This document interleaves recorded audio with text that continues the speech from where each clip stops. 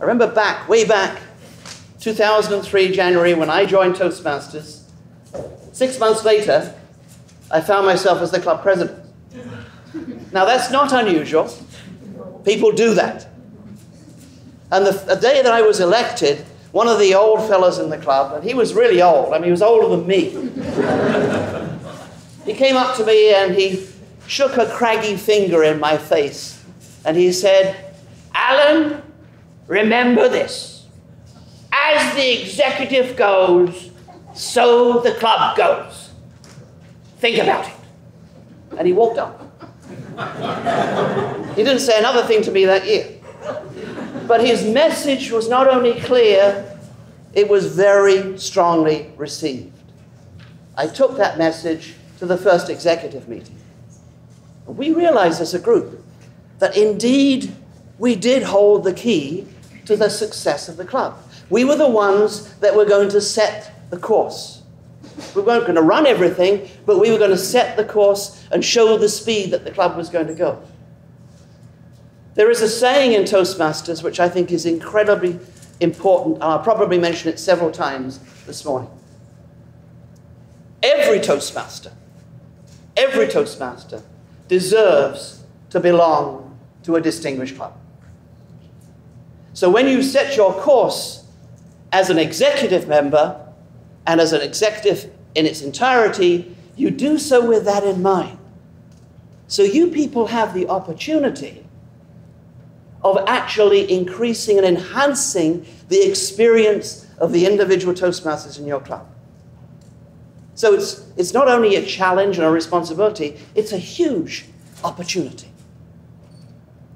So thank you for doing that. Thank you for stepping up. You people are going to be absolutely key to the success of your club and all the other levels as we go forward this year.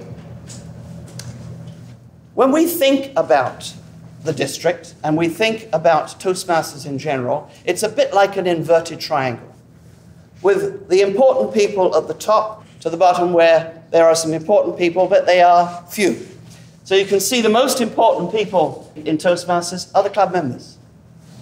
It's all about the club member experience. If you hear me saying this over and over again, it's because I want you to know this message, that our goal, our role as club officers is to make sure that each member has a really positive Toastmaster experience. And the level below that are the clubs. So the clubs, obviously, are the ones that support the members. Then it goes, as we've just seen here, into areas, divisions, which are a larger geographic area, and districts. So we're all a part of a club, we're a part of an area and a division, but every single person in this room is in District 21. And we want to focus this morning on where we are as a district. Because the most important part here is if the clubs are successful, if you're successful as a club, it filters down beautifully so that areas, divisions, district will be successful. There is absolutely no way at all that the district can be successful unless clubs are successful. So our focus is on the clubs. If you're successful, then all the layers going down, areas, divisions, district, will be successful. Going back to when I first joined Toastmasters in 2003, District 21 at that time was in a huge growth spurt. We had many new clubs. 15, 20 new clubs came into the district that year that I joined. All the clubs had lots and lots of members. It was just a very strong situation in terms of the district itself. 2 years later, that was manifested in 2004, 2005, when District 21 was ranked 3rd in the world. We were a President's Distinguished District, and we were 3rd in the world. There was a buzz around the place. It was very, very exciting. Over the years, District 21 has continued to do well. It's had its ups and downs. But in the last little while, last few years, we've started into a bit of a downward trend. And that downward trend has continued over a period of time. Now, I want to say this and make sure that everybody understands this. When I'm talking about District 21, I'm talking about all clubs. I know that there are some wonderful clubs, outstanding clubs. There's some very good areas and divisions. But I'm talking about the district right now as a whole is in a downward trend. And what we want to do is to look at that aspect of things. Who is this gentleman? Ted Corcoran. Ted Corcoran. When did we see him recently? Where? At the conference. At the spring conference, Ted Corcoran was the keynote speaker. Ted is a wonderful man. He has been, he's a past international president. He was a district director in Ireland. Dublin, Ireland is where he comes from. His district is District 71. Very interestingly, District 71, over the last 2 decades and more, since the early 90s, has been distinguished every single year except for one. That, ladies and gentlemen, is incredible, because they focus on their clubs and the success of their clubs. District 21, in comparison, we've been distinguished in the last 10 years 3 times. Now, at the conference, after I was elected as district director, Ted came up to me and said, I'm going to be around on Monday. If you'd like to have a chat with me about things, I'd be happy to do that. Well, I wasn't going to turn down an opportunity like that. So I was delighted to have 3 hours with Ted. And we went through a whole raft of things. And at the end of that 3 hours, I thought, this is not enough. We need more than this. So I asked him if he would be the mentor for the district trio for this year. I said, I know that we need some help. We're all new to our roles. We need some help. And he said, Alan, you're quite right. You need a lot of help. And I'll be happy to give it to you. So since that time, Ted has been on Skype with us on several occasions, and he's the one who's helped to design what we're doing today. He's the one who's helped us design what we're going to be doing as we move through the year, because he's been there. He's done it. He knows what he's doing. We went to someone who had the track record. One of the things that Ted said is you really need to know where you are. You can't do anything as a district until you know exactly where you are at this moment. It's a bit like going to the doctor and you find out about your blood pressure and your cholesterol and whatever else. You get a checkup, you get the results, and then you adjust your life accordingly. And in this way, what he's saying is you look carefully at where you are and you adjust your goals and the direction you take accordingly. So when we look at the world of Toastmasters, and it really is amazing, it's an international organization.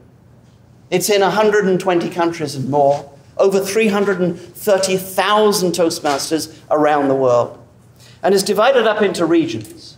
You can see most of the regions are here in North America, regions 1 to 10, and the other regions, there are a total of 14, are spread around the world. We're in region 1, tucked up in this corner here. And that includes states of Utah, Colorado, Washington State, BC, a large region of the northwestern United States and Canada. Now, if you want to find out where you are, it's pretty simple. And Ted took us there. He took us to the dashboard. How many know where the dashboard is? How many of you actually go to the dashboard on a regular basis? I would strongly recommend as club officers this year that you get into the habit of doing that, because it'll give you an idea, a clear idea of what's happening with your club. So when you go to toastmasters.org, which is the Toastmasters International website, and you log in, and you need your Toastmasters number as the username, create your password, and then you go to Leadership Central.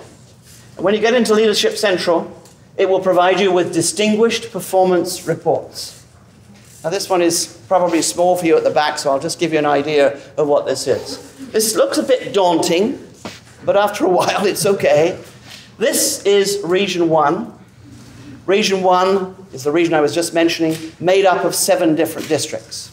So we look down and we see District 21, and we look across to membership payments, this is as of June 23rd, a couple of days ago, and we can see that for this year, we're down by 4.78% over last year. So we are losing members. We go to club growth, and we can see our base at the beginning of the year, July the 1st, 2015, we were at 162 clubs. At the present time, we're down to 146 clubs. We have lost 16 clubs so far this year. We hope one or two may be revived before June 30th, so that we are down in the region of 12 to 15, but that's the reality of where we are, or where we were 2 days ago. So that's the club growth area. The distinguished clubs, you can see here, that District 21 has 31% of its clubs distinguished, which is the lowest in the region, but we're not far behind. It's not as though we're miles behind by any means. The distinguished club area, we tend to do reasonably well in. The difficult statistic with this is that Region 1 is the lowest region in the world. So we're really near the bottom of the lowest region. Let's have a clearer idea of where we are now in District 21. This is an easier picture for you to see. So paid clubs, again, we started with 146. Sorry, we started with 162, and we're now down to 146. If we were going to be a distinguished district this year, we would have needed to wind up this year with 167. We would have needed to have an increase of 3% or 5 clubs. Unfortunately, we haven't been able to do that. You can see the same thing with the payments. The base for 5,700. Right now, we're sitting at 5,400. We needed 5,800 to be distinguished. These two things have to be in place. Just the same as the DCP, you have to have at least 20 members, or if you're below 15, a net growth of 5. Otherwise, your DCP points don't count. In fact, I was looking yesterday evening, and see if I've got the stat right here. There were 44 clubs who had the right number, more than enough points to be distinguished, but they didn't have the number of members they needed. So that's an issue, a real issue for us. And this is the distinguished club area here. So far we have 51 distinguished clubs out of 146 in reality. We needed 65 to be distinguished. Let's look at that one for a moment. 51 out of 146. 53, thank you. All right, as of today, we're going up. 53 out of 146. It's a little more than a third. So if our goal is to have every Toastmaster enjoying the opportunity of being in a distinguished club, we have an awful lot of clubs right now that are not distinguished. But where does that stack us up with the rest of the world? How do we fit in with the rest of the world? And how does it compare with a group like Ted's group, District 71? Well, there are 2 charts that are on the TI website. Give us a really good idea around the membership area. One is districts with the highest percent of clubs with 20 plus members. And when you've got 20 members, there's no question it's a different situation. That's a healthy club. Personally, I like to see a club that I'm in 25 or 30 because it makes it really a thriving club at that time. But 20 makes sure that you're healthy. When you look at this, and you look at the top, you see Ted's district here, District 71, have 79% of their clubs with 20 plus members. We go down the list and we come to position 92 out of 99, and we find District 21 with 32%. So we have 32% compared to. Now you see, when the clubs start to, this District 21 here, when the District 21 starts to move up, you'll find it's completely different. It's going to change things hugely when you get many more clubs with 20 plus more members. In my opinion, if we were able to hit 50% in this coming year, that will be a huge step forward for us, and we will be getting right on track. The other one that do is the districts with the highest net growth, with basically that's referring to clubs, the net growth or loss of clubs. Ted's district are +7. They're always plus. They're always growing. Now, sometimes people will say to me, well, you know, it's different now. People are very busy and they can't get to club meetings, and they've got this going on and that going on. But you know what? My wife and I were in Ireland 2 years ago. It's not very different from here. Demographically, socioeconomically, it's not very different. In fact, Ireland, Southern Ireland, where Ted lives, there's lots of rural areas there. Not huge centres. But they get new clubs every year. Every year, without fail. There's absolutely no reason why we can't. And if we go down to the bottom of the list, we see District 21 is 96th. Actually, we're sharing second to bottom place with minus 16 clubs at the present time. This is not a pretty picture. Anybody okay with this picture?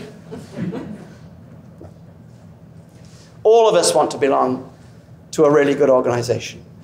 I understand that within your clubs, you're having a lot of success. You're having fun. I went to a club meeting this past Wednesday evening, and it was just such a joy to be there. There were 31 people in that room. There was a buzz in the room. They were doing their end-of-year awards, and two of the people who would receive the awards made this statement. I love this club. Wednesday evenings is my special night of the week. You know, that's what we want Toastmasters to be. And we don't want to be in a situation where that picture is not pretty. Now, I understand it. See, clubs are successful, but there are a number of clubs who aren't. At the present time, we are somewhere in the region of 44 clubs out of 146 that have 12 or fewer members. Yikes. That's really difficult. Really difficult. And we need to work together. It's not, oh, well, tough beans. You've got 12 or fewer. No, as stronger clubs and as areas and divisions, we need to support these people to allow them to have that membership experience that we all want. So what's our problem? What's our underlying basic problem? Membership. Membership. Membership, membership, membership. And our solution is to do what? Focus on membership. Absolutely. It's all about membership. The interesting thing is, and I'll ask this question of all of you, please raise your hands high if Toastmasters has been a powerful, positive influence in your life. Thank you. Please lay your hands. I think every single hand in this room went up. Why are we having a problem with membership? How is that possible? When it's such an important part of our lives. How is that possible? I believe there are two things, just two things, that can help every single club as far as membership is concerned. Number one, focus on our product. What is our product? Meetings. The club meetings. When people come to see what Toastmasters is about, they come to the club meetings. And when they're in that club meeting, they're going to get an impression. If it's fun, if it's exciting, if it's well organized, if there's a good number of people there, why wouldn't they join? They can see what it means to the people. But if they go there and it's disorganized, and it's really quite boring, and there are no speakers, no prepared speakers, and there's a handful of people, really, why would they come back? So we know that we have to work with smaller clubs to support them through those situations, but every club, regardless of its size, can make sure that their club meeting is worthwhile, that it is of a high quality. Focus on our product. That's the first thing. The second thing, we need to have a strategy. As a club, you need to have a membership building strategy. It's that simple. There's an array of things, but you choose. Interesting, I was talking recently to Margaret Page, who's the international director over our region. And she was saying that Toastmasters International have done a series of studies around the best way to build membership, to get new members. Do you know what the best way is right now? something very simple. That's it. Open houses. Open houses. I belong to a club, an advanced club, where membership building is a different animal there. But we have two open houses a year, one in the fall, one in the spring, and consistently we get 4 to 6 to 8 new members every time we have an open house. That's our strategy. It doesn't have to be yours, but that's one strategy. So have a strategy. Make sure you look after your product and have a strategy. Who knows what this picture is? District 21, Distinguished District 2012-2013. This is a picture of District 21 people at the International Convention in Cincinnati in 2013, the last time that District 21 was distinguished. The interesting thing at the International Convention, who's been to an international convention? Okay. Not many, and it's not unusual. It's wonderful. It really is something that it's a great experience for you to go to something like that. So what happens at the Hall of Fame ceremonies there is that every district that is distinguished goes on the stage and they're presented with this banner over here. So all of these people here are District 21 people. There are about 20 of them, and that makes sense because it was in Cincinnati. It's expensive to get there. I'm thinking in my mind, wouldn't it be great if we couldn't look at the membership side of things and adjust that?